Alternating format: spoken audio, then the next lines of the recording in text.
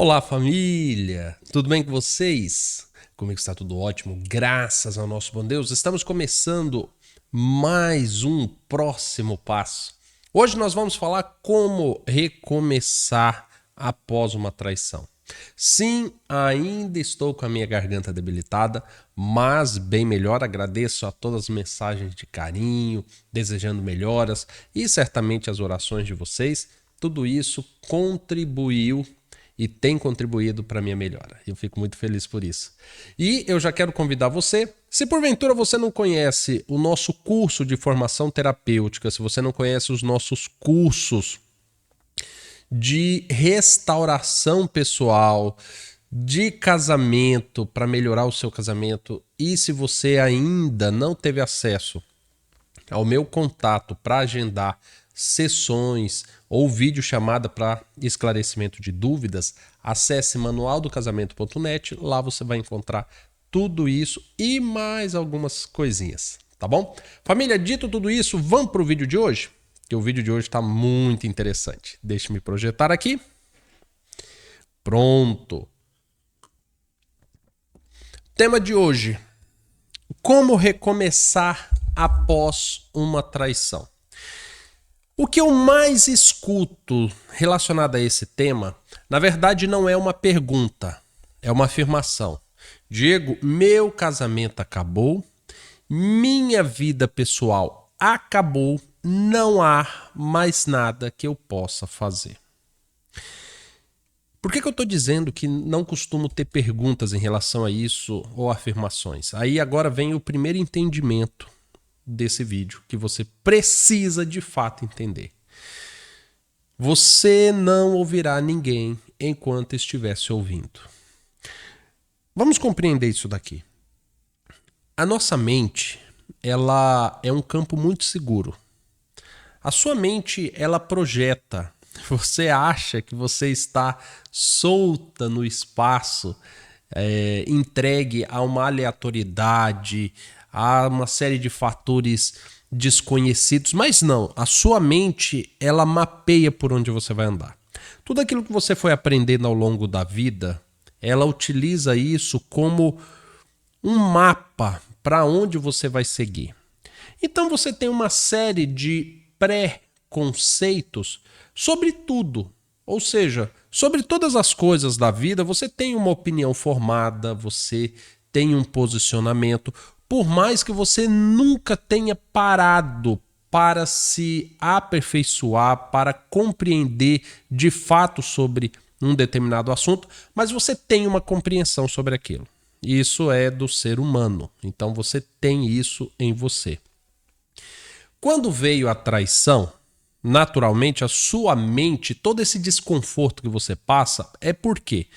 Porque ela está conflitando, ela está harmonizando tudo aquilo que ela aprendeu ao longo da vida com esse novo momento, com essa nova realidade que você está enfrentando. Então, por exemplo, você dizia que em caso de traição, acabou, que você não iria perdoar uma traição, que você não iria dar sequência, etc e tal.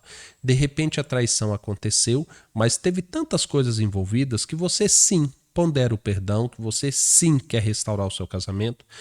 Só que a sua mente agora está tentando alinhar todas essas coisas, porque você aprendeu ao longo da vida que traição era o fim. Hoje você olha e fala assim, não pode ser o fim. E agora você precisa alinhar. Então a sua mente o tempo todo, ela vai pegando histórias, ela vai pegando conceitos, ela vai ficando atenta a tudo que está acontecendo ao redor. E com base nisso, a sua própria mente, ela vai desenvolvendo recursos. Ela vai desenvolvendo recursos. Ela vai juntando tudo isso e ela vai propondo para você soluções.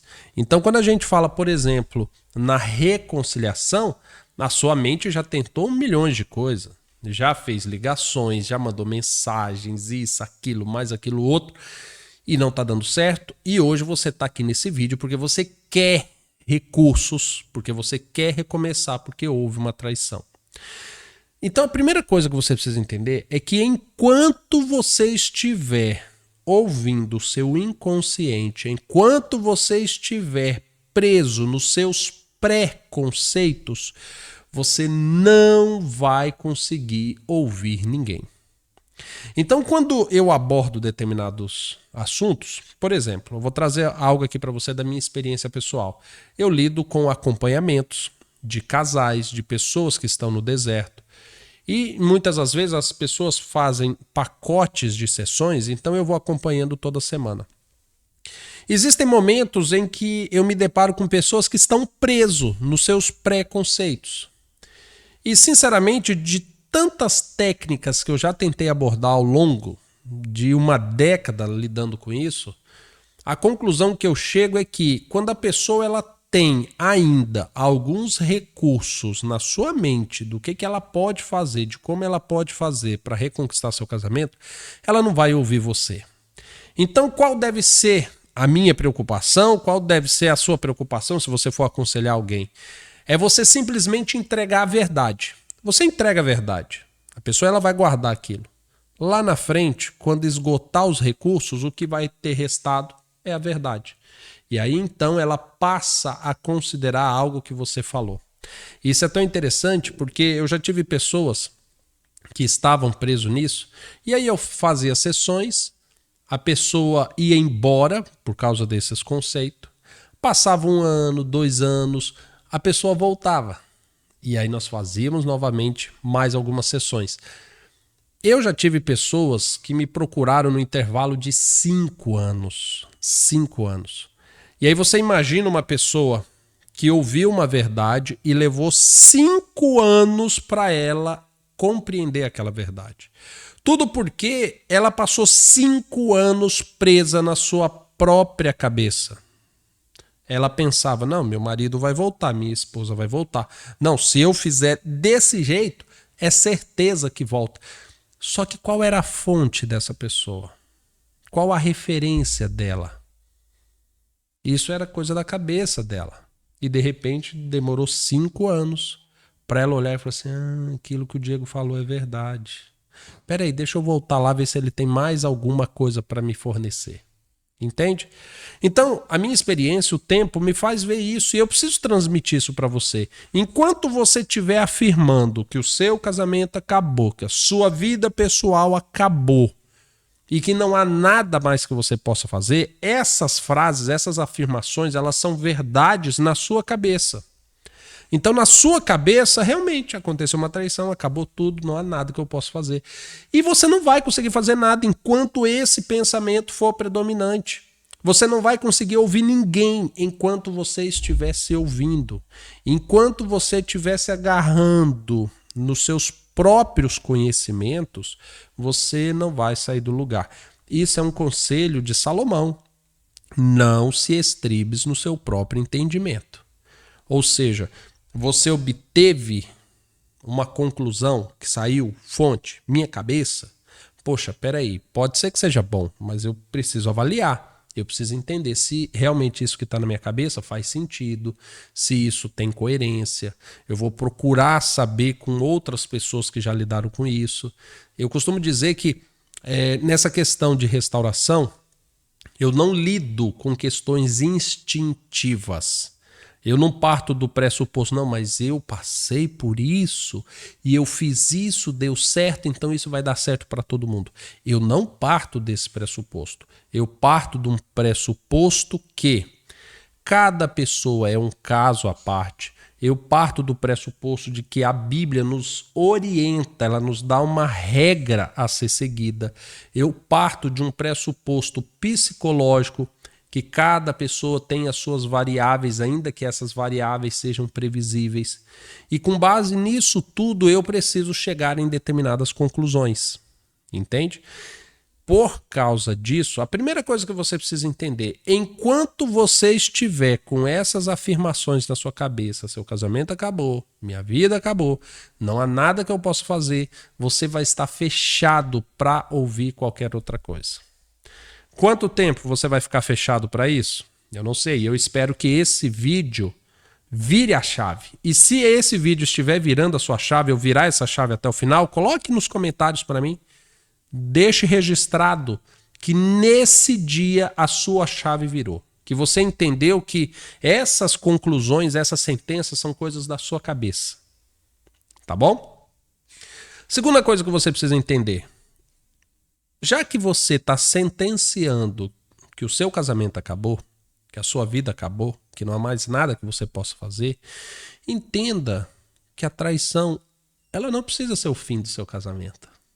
Não precisa. Ela simplesmente não precisa ser. Ela pode ser? Pode. De fato. Se você desistir da restauração, se você não perdoar, se você colocar na sua cabeça, não, traiu, acabou, então foi o fim. Não há mais o que a gente conversar sobre restauração, não tem um porquê você permanecer nesse canal. Mas a traição não precisa ser o fim.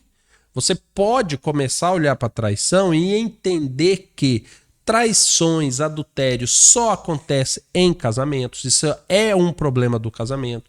Entender que um adultério, além de um problema de relacionamento, ele também é um problema espiritual. É entender que se por tratar de problema espiritual tem coisas que vai muito além da nossa compreensão, porque agora estamos falando de um mundo espiritual, estamos falando de pecado, estamos falando de perdão. É você começar a perceber que a traição, ao invés de ser o fim do seu casamento, ela pode se tornar um desafio no seu casamento.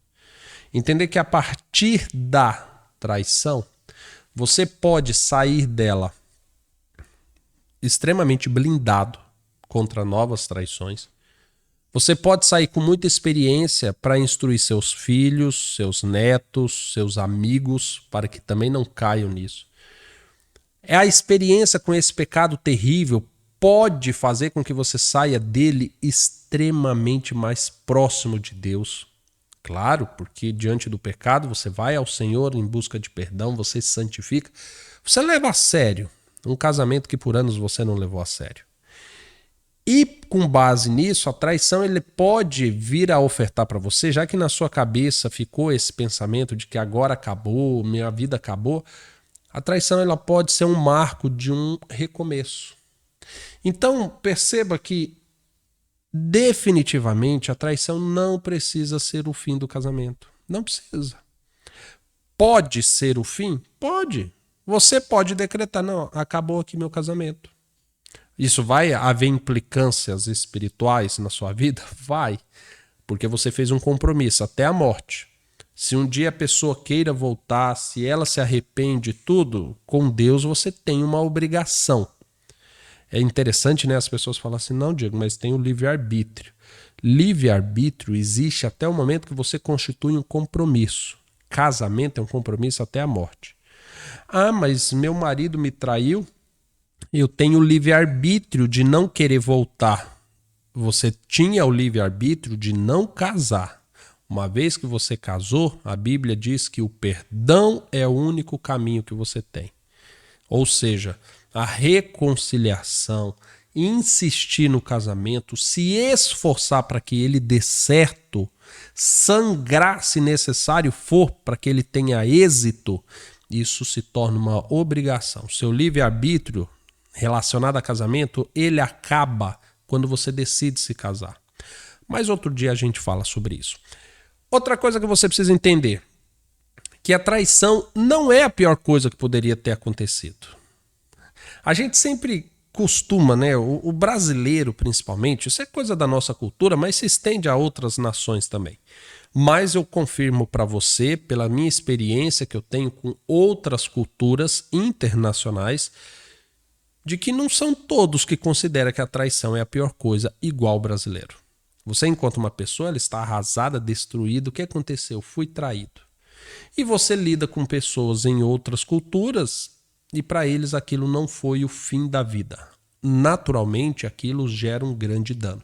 Na nossa cultura a gente transforma isso em algo muito maior. Nem todos. Aqui em Goiás muitos começam a escrever músicas. A gente brinca, né, da cultura sertaneja. Mas fato é que a traição ela não é a pior coisa que poderia acontecer. Entenda que a partir do momento que você casa, você começa uma caminhada a dois, e a pior coisa que poderia acontecer, que é previsto de acontecer, é a morte. A morte é a pior coisa. Enquanto há vida, há esperança. Enquanto há vida, há disciplina. Enquanto há vida, há aprendizado. Uma traição, uma doença, um acidente coisas desse tipo que mexe com a nossa estrutura, que nos obriga a sair do ponto A, ir para o ponto B e chegar no ponto B melhor, mais firmes e mais próximos de Deus, isso é algo da vida. Nós estamos em um mundo de pecados. Somos acometidos de pecado a todo instante. É inevitável que os pecados nos alcancem. A grande questão é que quando ele nos alcança, nós temos que rever a nossa caminhada. Nós precisamos mudar a forma de caminhar, a maneira com que a gente lida e seguir adiante. Ou seja, quando eu olho agora para a traição, eu entendo que é algo terrível, de fato, mas não é a pior coisa. Porque a partir disso agora eu preciso aprender. Sabe? Eu fico pensando que a nossa geração ela sofre muito por uma questão. E eu vou falar para você, é um pouco polêmico, não vou me aprofundar nesse vídeo, mas eu tenho certeza que você, com toda a inteligência, com todo o tempo que você tem acompanhando o Manual do Casamento, você vai compreender. Mas nós nos tornamos escravos das nossas emoções. Nós nos tornamos escravos das nossas emoções. Nós nascemos em uma geração em que nós assistíamos pela manhã desenhos e que todos os desenhos traziam estímulos às emoções de uma maneira muito drástica. Você assistia um desenho de 7 minutos, onde você sentia raiva, onde você chorava, onde você sentia tristeza. Passava 7 minutos, começava um outro desenho, já era outra emoção. E você ficava escravo daquilo. Você assistia novelas ou ouvia novelas. Eu sei que tem pessoas que é da época de ouvir novelas no rádio. E aquilo havia um estímulo de emoção. De repente veio os filmes como um objeto de globalização, porque os filmes promoviam emoções que em todas as culturas se compartilhavam aquilo, se alinhavam. A humanidade se alinha por meio de filmes. E a nossa geração começou a ficar muito escravo de emoções. Tudo que você vai fazer tem que haver uma associação emotiva. A comida que você vai fazer precisa ter uma associação com as emoções da infância, quando a sua mãe fazia, quando a sua avó preparava alguma coisa. Os lugares que você vai têm uma relação emocional. O homem, quando ele sonha em comprar um carro, o carro dos sonhos do homem, você vai ver que tem uma relação emocional com o pai, com o avô, com um tio, com alguma coisa associada à infância. Nós nos tornamos extremamente emotivos e toda essa demanda emotiva que nós mesmos geramos nessa geração, ela é repleta de frustrações e nós não aprendemos a viver frustrados. É por isso que a humanidade hoje declara que a doença desse século ela está relacionada com depressão, com ansiedade, com estresse, porque nos tornamos pessoas tão dependentes de emoções que nós não sabemos viver. Se não houver emoção, ou com as frustrações das nossas emoções. Então, uma restauração, ela precisa haver emoções, ela precisa acontecer coisas. A gente começa a demandar disso. Eu fico observando pessoas que começam a desenvolver mandingas, rituais. Eu vou atrás da oração da restauração, a oração cerca de espinho, a oração que não sei o quê. Porque a pessoa quer fazer algo e ela quer ter uma emoção, ela quer sentir algo. Ela não confia apenas no processo natural das coisas. Ela quer ter sentimentos, ela quer promover emoção. Eu vou fazer jejum, eu vou para o monte. Não necessariamente para orar, porque isso poderia acontecer em qualquer lugar, mas aquilo gera uma emoção. O vento, a luminosidade, o esforço físico, a adrenalina, a caminhada. Então perceba que tudo é emoção, tudo é relacionado à emoção. E aí quando você pega a traição, ela atinge as suas emoções. A minha confiança, a minha intimidade, o meu felizes para sempre, meu marido, minha esposa destruiu isso. E aí agora você abrir mão das suas emoções e você começar a se tornar um ser racional é um processo extremamente difícil, mas é necessário. Então, quando nós olhamos para a traição, eu falo para você que não é a pior coisa que poderia acontecer, porque, na verdade, a pior coisa que poderia acontecer, e você relaciona a traição, é justamente isso, é uma crise emocional. Se as minhas emoções foram atingidas, acabou. Então, o que você poderia dizer, com base na frase célebre do vídeo de hoje? Diego, minhas emoções acabaram. Minhas emoções acabaram. Não há mais nada que eu possa fazer. Substitua casamento, vida pessoal, por emoções. Porque foi isso que aconteceu. Suas emoções tomou uma grande porrada. O seu orgulho, o seu ego, os seus sentimentos tomou um grande impacto. E por isso a traição ficou tão grande. Por isso você não consegue enxergar depois daquilo. Por isso muitas das vezes o pensamento é: mas eu não vou voltar a confiar, as coisas não vão ser como antes. Será que ele ainda me ama? Será que eu vou conseguir amar novamente? Tudo isso relacionado a emoções, tudo. Só que agora, eu vou ser sincero para você. Ou nós tentamos construir um casamento, uma reconciliação, com flores no caminho, no formato shakespeariano, com reconciliações em um cavalo branco galopando, sabe? Com uma rainha, uma princesa na torre de um castelo. Ou a gente tenta reconstruir o casamento assim, para que as suas emoções sejam todas elas muito bem acolhidas, ou a gente aprende que quer seja nos nossos relacionamentos, quer seja a nossa vida com Deus, nosso culto a Deus deve ser feito de uma maneira racional. Você tem que avaliar muito bem, você tem que parar de alimentar suas emoções e aprender a viver racionalmente. Aí alguns falam assim: ah, Diego, isso é muito frio. Não é ser frio, é ser racional. É possível haver emoções na razão, mas você não pode deixar que as suas emoções tomem conta de você. Então, meus conselhos valiosos para você no vídeo de hoje. Pare para ouvir. Isso daqui é interessante. Pare para ouvir. Eu terminei abordando o último tópico falando dessa questão do quanto as emoções nos afetam. Talvez essas emoções impediu você de ouvir tudo que eu falei desde o início do vídeo. E tem impedido você de ouvir outros conselhos, quer seja meu, quer seja de outras pessoas. Pare para ouvir. Peça para o seu coração ficar em silêncio por um momento. Peça para os seus pensamentos pararem por um momento. Pare para ouvir. Pausa esse vídeo, coloca ele no início e assista de novo, até esse ponto. Você vai ver o tanto de coisas valiosíssimas eu falei nesse vídeo e que você não tinha prestado atenção na primeira vez. Pare para ouvir. Chega um momento em que você precisa parar de se estribar nos seus próprios entendimentos. E eu sempre afirmo e vou continuar afirmando para isso entrar na sua cabeça. Tudo que você confia de casamento, os seus entendimentos e tudo, a sua cabeça, levou você ao fracasso.